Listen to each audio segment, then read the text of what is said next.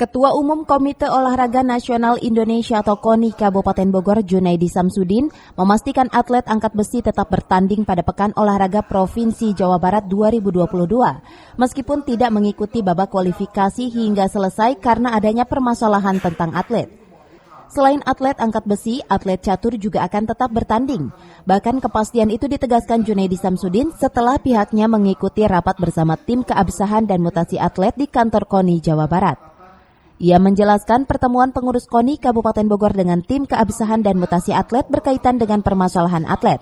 Bahkan dalam rapat dirinya tidak mempermasalahkan masalah mutasi atlet Kabupaten Bogor ke daerah lain, asalkan sesuai prosedur. Tidak hanya itu, Jun Sam juga menyampaikan kepada tim keabsahan dan mutasi atlet jika KONI Kabupaten Bogor tidak pernah mempermasalahkan dan melarang atletnya pindah ke daerah lain, namun dengan catatan ikuti regulasi yang berlaku.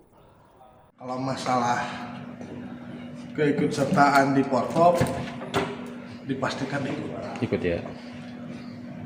Oh, kalau itu nggak khawatir. Nggak khawatir. Begitu juga dengan catur.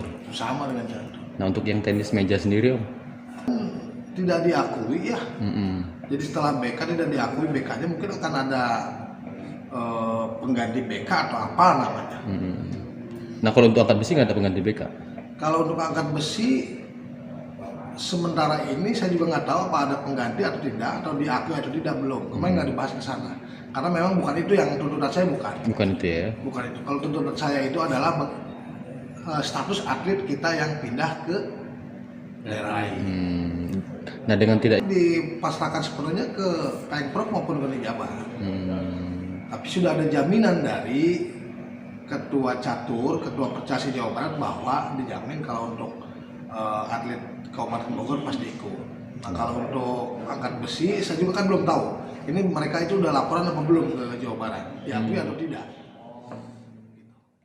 Dari Cibinong, Kabupaten Bogor, Cevi Suryadi melaporkan.